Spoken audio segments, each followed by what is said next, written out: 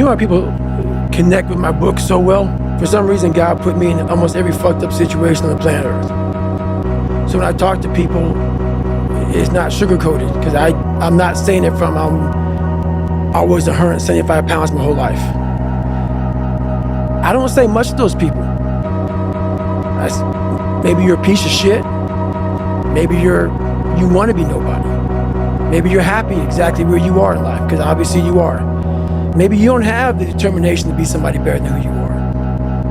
And if you want to live with that, I'll support you in that. If you're good with being who you are, and every day you wake up, and every day you smell like shit because you can't wash your body well, and your skin's messed up because your health's so bad, and you can't put your clothes on right, you need help with that. You need help, like when I was doing, I need help wiping my ass. Because the more discipline you have in your life, the more freedom you will end up with. So if you lack the discipline to exercise and eat healthy, you will end up being a slave to disease. If you lack the discipline to work hard, save your money, you will end up a slave to finances. If you lack the discipline to manage your time correctly, you will end up with no free time. If you have self-discipline, if you have the discipline to save your money and work hard and invest your money properly, if you have the discipline to manage your time correctly and not waste a bunch of time, if you have the discipline to exercise and eat healthy, you will end up with freedom. Hey Theo, this is Greg from Indiana. So me and my friends went out and caught your show. Dude, you did phenomenal. I actually just wanted to call and tell you, so I was at work the other day, and I just been kind of in this like rut at work. It's not a bad job, but I just really want to get out of it. So I was catching up on some of your podcasts, and you said something that like resonated with me. You know, you said, nothing changes if nothing changes. I thought about it, and I went home and I applied for a job I'm probably not qualified for. And I was like, I'll take a shot. And the next day I get a call from them. Have the interview, goes well. She said she's going to set me up with in-person interview. Never even had it. They emailed me a few days later, and I got the job. So now I'm going to be doing a job that I think I will appreciate more and enjoy more, and I'll be making double the money that I'm making now. Dang. Bro, that's awesome, man. That's really great. Congratulations for trying something new. Yeah, it's crazy to sometimes think like, what can happen if we decide, I'm going to see what happens when I decide that I am qualified. What happens when I decide for myself that I'm going to do something different?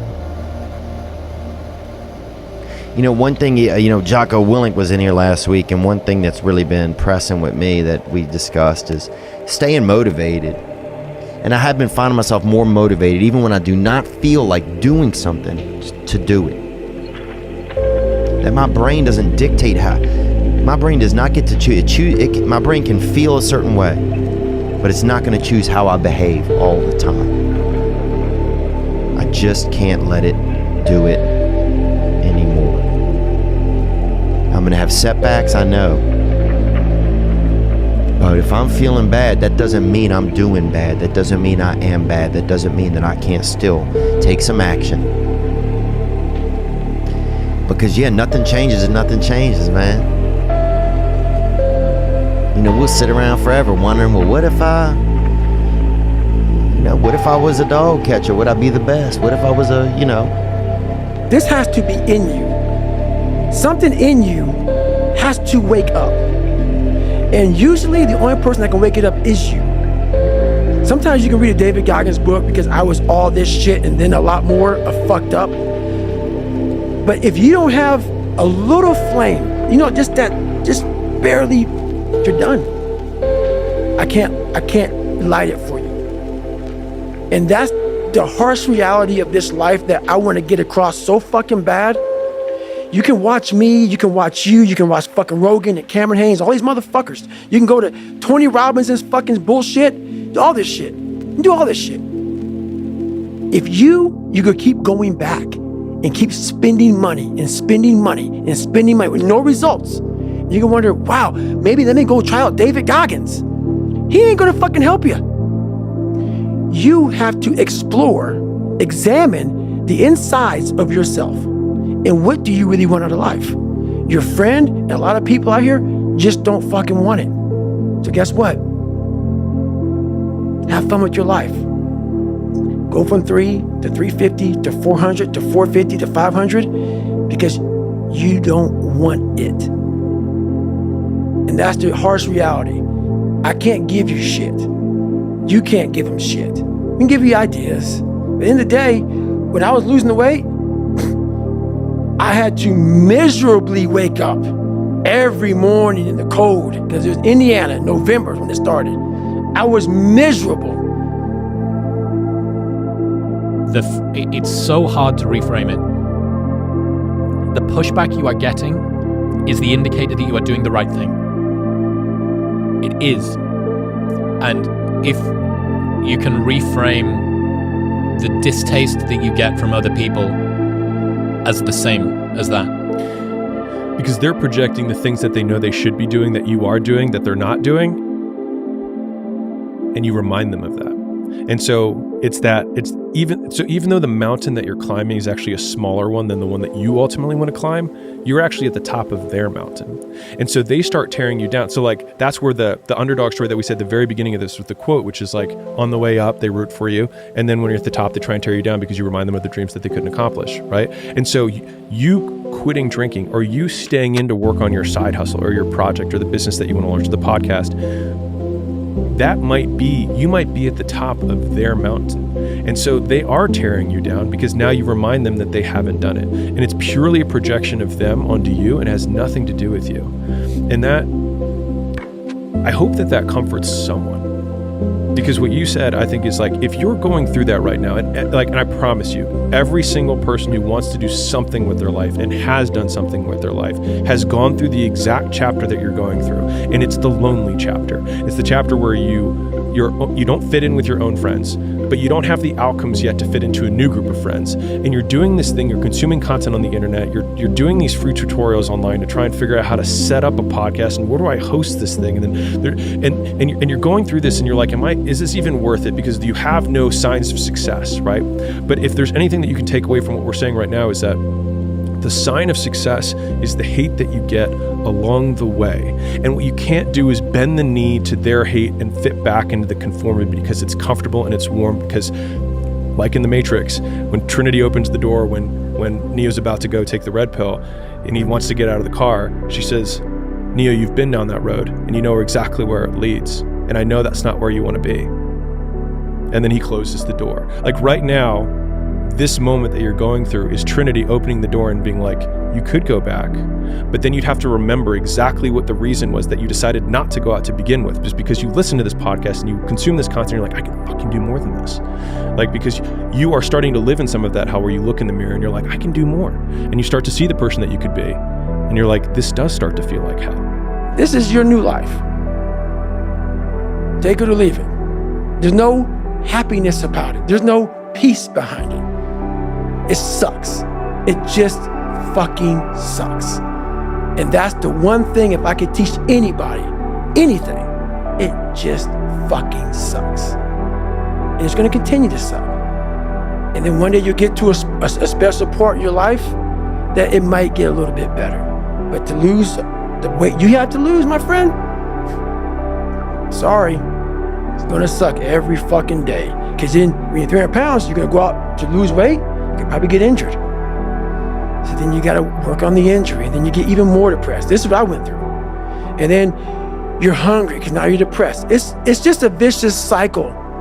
And if you're not strong mentally and you have no willpower, you're gonna continue falling back in this hole versus the man that sits back and goes, all right, motherfucker. This is why I cuss, because this is what is in me. This is what it took for me to be me. Sorry, it didn't take, hey, okay, we're gonna do this today. No, this fucking really sucks. This is real, dude. This is real. And every day, I'm set back. So this is what I would tell your boy. This is exactly what I tell him.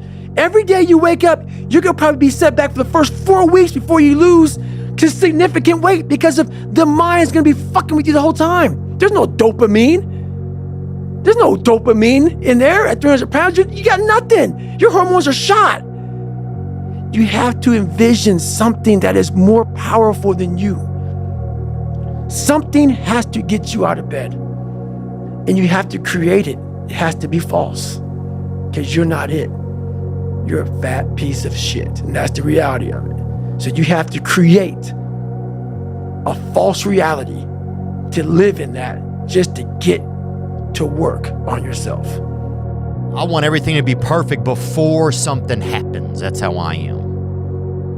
I want everything to be, look, as soon as everything gets all lined up, gets all perfect, then this will happen. And by doing that, I'm not really giving the Lord a chance to tickle me. I'm not really giving, and stay with me. I'm not by saying, okay, I'm not, when, as soon as this, then this, and then this, as soon as I get my slippers on, my feet will be warm, I'm gonna go to daddy's, I'm gonna make a pot pie.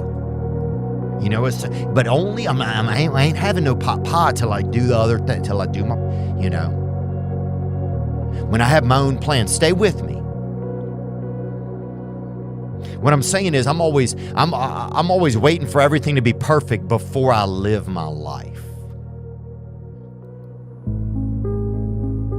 I'm always waiting for everything to be perfect before I live my life. As soon as these things line up, I'm going to live my life. Man, I'm so guilty of that. As soon as this new medicine I'm using helps me, and as soon as this shirt I ordered come in, and as soon as I learn Spanish, as soon as I learn Spanish really well, like I'm a blue belt or whatever in it. But I always want to wait till everything's perfect. Dustin Poirier noticed that about me. And he said to me point blank, he said, hey man, you can't wait for everything to be perfect to start living your life.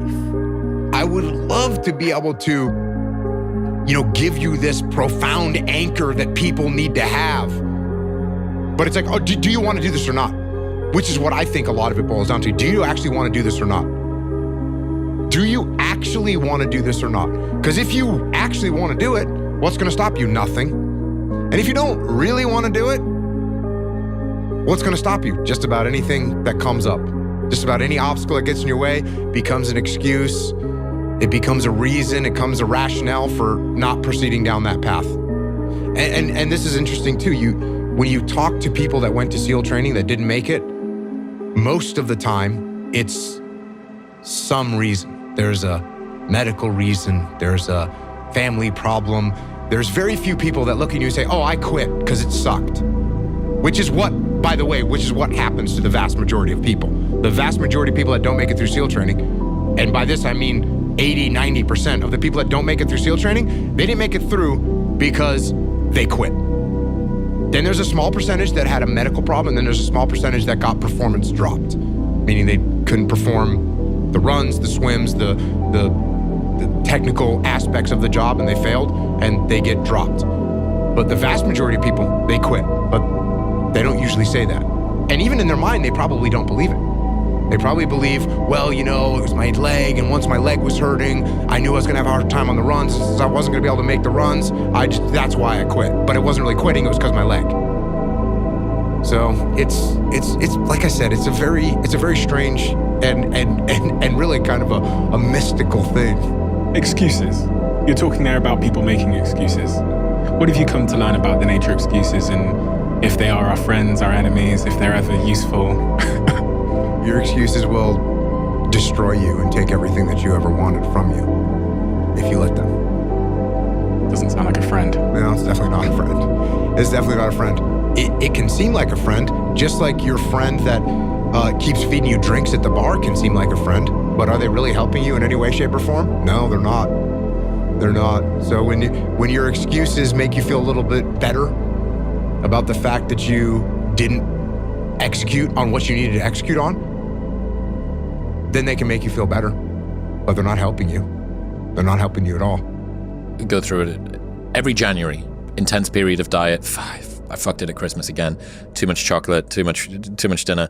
And you go, okay, well, what are you going to do? I'm going to work hard. I'm going to focus on my diet and my training for a while, and then I'm going to hold those gains for a period. Or I'm going to build a business. Okay, my health's probably going to take a hit for a little while. Or I just got out of a relationship. I need to go dating. All right, well, I'm probably not going to be able to spend so much time at work. Or maybe I'm going to be sleeping later, so my fitness is going to knock off a little bit. All of these things happen for periods of time. And yeah, remembering that now isn't forever is... And that's such a great frame, like a hyperbolic discounting and inability to be able to imagine that this is not the way that it's always going to be. And that's good. For good things and for bad things. This isn't the way it's always going to be, so I better enjoy this win. This isn't the way it's always going to be, so I better not get too disheartened by this loss. You will come back. That's the beautiful thing about this sort of hedonic renormalizing. You go, good things aren't as good as you think they are, bad things aren't as bad as you think they are. So if you use that extended frame as a way to approach different types of goals, so I'll break a very standard one, which is that people measure the amount of calories that they need to eat per day. But very few people measure the amount of calories they need to eat per week. And so people will blow the day and say, well, screw it, I messed up today. I might as well have a pizza on top of it because I had chocolate and I went off my diet or whatever. But if you have a weekly outlook even, then all of a sudden you're like, oh, well, I can have a pizza tonight. I'll just like skip most of my food tomorrow besides protein. Or I'll have a wedding weekend and know that this whole week I'm going to be light. And so I have, 13,000 calories for the next 7 days that I can work my way through, which gives me a tremendous amount of flexibility. And the thing is that the further you extend the time horizon, the more flexible you can be with your achievement of it, as long as you only get the few things that matter most. And so it allows you to focus and prioritize on those few things that move the needle, rather than be overly obsessive on such a small, narrow window of time that is irrelevant anyways. I didn't teach myself victory first. I taught myself failure. I taught myself how to fail. And people are like, that's so depressing, is it? When you're 300 pounds and you can't read and write and you're fucked up, you know how many times you're gonna fucking fail on that process? So if you don't know how to fail, there is no victory. I never talked about winning because I knew the path to winning was gonna be years of failing first. So I taught myself how to fail properly. No one teaches you how to fucking fail.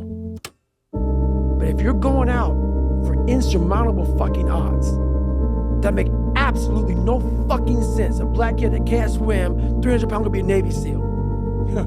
Okay. You better teach yourself how to fail first. Because if you sit in failure for too long, you will never come out of it. So the first part of my success was learning how to fail properly. And then eventually, I started getting a few victories. But that's what people don't get. When you have buried yourself in such a deep fucking hole, you better first talk about the failures you're gonna have first. And that's when that other voice comes up. It tells you we gotta do something. It also tells you, boy, I'm not gonna lie to you, Goggins. You're in for a fucking climb, bro. You're gonna get your ass handed to you, made fun of, the outside noise, the inside noise. Both voices are gonna be fucking telling you to go fuck yourself. You are in for hell, bro. I am. So I better learn to fail.